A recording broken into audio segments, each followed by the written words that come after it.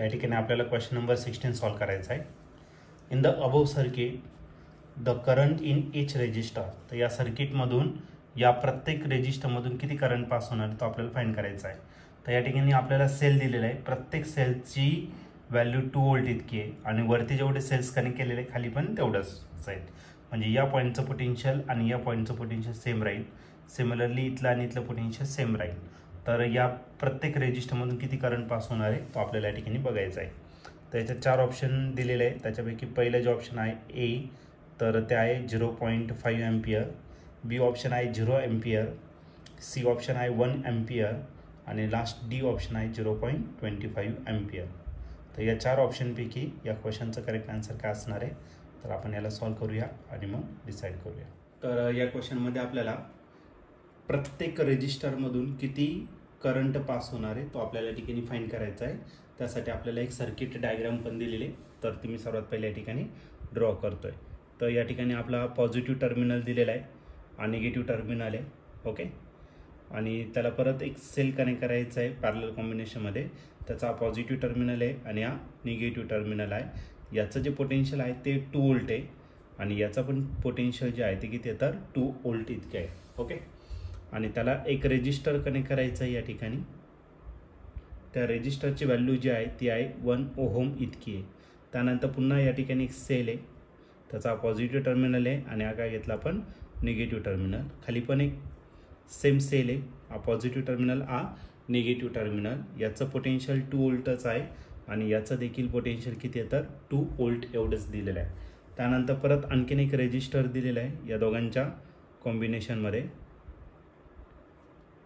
आणि या रेजिस्टरची पण व्हॅल्यू किती आहे तर 1 ओहम इतकीच दिलेली आहे. त्यानंतर पुन्हा हा पॉझिटिव्ह टर्मिनल आहे आणि निगेटिव्ह टर्मिनल.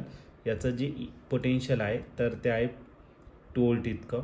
ओके, याचं पण या ठिकाणी पण सेल दिलेला आहे, त्याचा पॉझिटिव्ह टर्मिनल हा निगेटिव्ह. त्याचं जे पोटेन्शियल आहे ते पण आहे 2 व्होल्ट इतकं.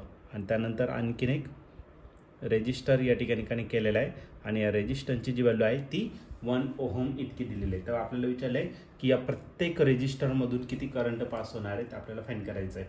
सेम कॉम्बिनेशन आहे, म्हणजे प्रत्येक याच्यातून जो करंट पास होणार आहे तो कसा असणार, सेम असेल. ओके, तर या ठिकाणी आपण एक पॉईंट कन्सिडर करू. सपोज हा ए पॉईंट घेतला आणि हा काय घेतला तर आपण बी पॉईंट घेतला. ओके, ए आणि बी पॉईंट जर घेतलं तर हे इक्विपोटेन्शियल सरफेस असणार, कारण की या ठिकाणी जर बघितलं तर याचं पॉझिटिव्ह टर्मिनल याच्या निगेटिव्हला कनेक्ट केलं आहे. या ठिकाणी जेवढं पोटेन्शियल तयार होणार आहे सेम पोटेन्शियल या ठिकाणी आपल्याला तयार होणार आहे. ओके, मग from given condition potential at point A is equal to potential at point B. A आणि बी पॉईंटचं पोटेन्शियल कसं असणार आहे, सेम असणार आहे. ओके, आता आपल्याला बाय ओहम्स लॉ घ्यायचं आहे. ओहम्स लॉ जर घेतला तर V is equal to I R, म्हणजे आपलं पोटेन्शियल डिफरन्स. मग आपले 2 पॉईंट आहे, potential at point A minus आपण काय करणार potential at point B is equal to आपलं काय करणार आहे आय इंटू आर. ओके, आरची व्हॅल्यू दिलेली आहे तुम्हाला किती 1 ओहम इतकं दिलेलं आहे, पण एचं पोटेन्शियल आणि बीचं पोटेन्शियल कसं असणार आहे सेम. मग सेम याच्यातून सेम जर मायनस केलं तर याचा आन्सर येणार आहे 0. आय आपल्याला फाइंड करायचं आहे. आरची जी व्हॅल्यू आहे ती किती आहे तर 1 आहे. ओके, 1 इकडे मल्टिप्लाय, इकडे काय करा तर डिवाइड. मग या ठिकाणी आय जो भेटणार आहे तो किती भेटणार तर 0 एम्पियर एवढा भेटणार. ओके, मग या 1 ओहम रेजिस्टरमधून जर 0 एम्पियर करंट पास होत असेल त्याच्यातून पण 0 एम्पियर करंट पास होईल, कारण की दोन्ही पॉईंट सेम पोटेन्शियल असेल.